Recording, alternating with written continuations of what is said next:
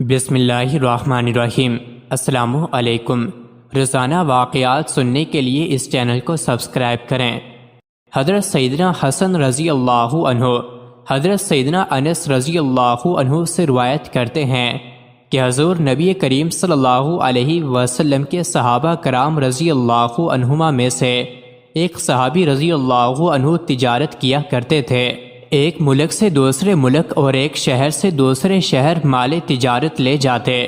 وہ بہت متقی و پرہیزگار تھے اور ان کی عادت تھی کہ اکیلے ہی سفر کرتے۔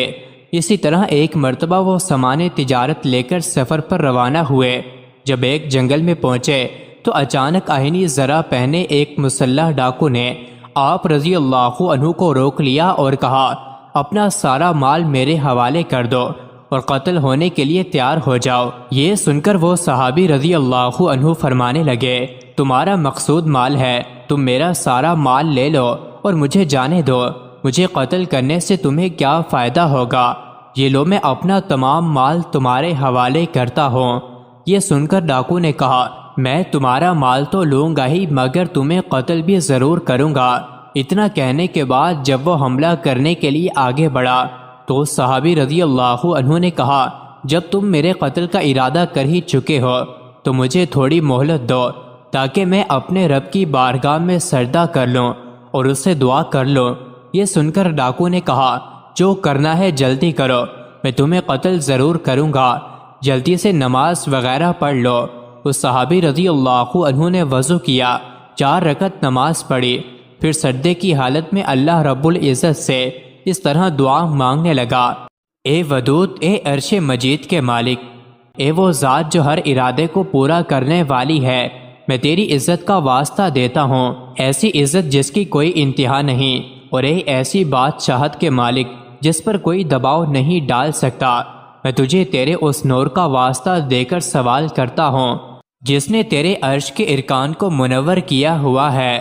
اے میرے پروردگار، مجھے اس ڈاکو کے شر سے محفوظ رکھ۔ اے مدد کرنے والے، میری مدد فرما۔ اے مدد کرنے والے، میری مدد فرما۔ اے مدد کرنے والے، میری مدد فرما۔ اس صحابی نے بڑی آہوزاری کے ساتھ ان کلمات کے ذریعے 3 مرتبہ بارگاہ خداوندی میں دعا کی۔ ابھی وہ دعا سے فارغ بھی نہ ہونے پائے تھے کہ ایک جانب سے ایک شہسوار ہاتھ میں نیزہ لیے نمودار ہوا اور اس ڈاکو کی طرف بڑھا۔ جب ڈاکو نے اسے دیکھا تو اس پر حملہ کرنا چاہا، لیکن سوار نے نیزے کے ایک ہی وار سے ڈاکو کا کام تمام کر دیا۔ پھر وہ سوار اس صحابی رضی اللہ عنہ کے پاس آیا اور کہا، کھڑے ہو جاؤ۔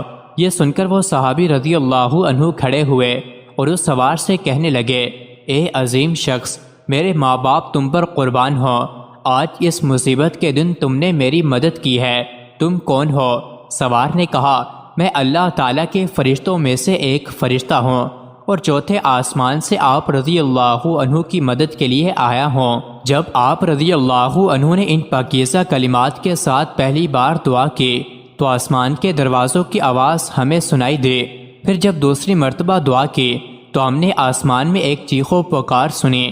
پھر جب آپ رضی اللہ عنہ نے تیسری مرتبہ یہی دعا کی تو ہمیں یہ آواز سنائی دی، یہ ایک پریشان حال کی دعا ہے، لہٰذا میں نے اللہ تعالیٰ کی بارگاہ میں عرض کی، یا رب العالمین، مجھے اس مظلوم کی مدد کرنے اور اس ڈاکو کو قتل کرنے کی اجازت دیں۔